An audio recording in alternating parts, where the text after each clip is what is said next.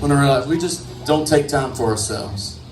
We're so busy with what's going on day in, day out.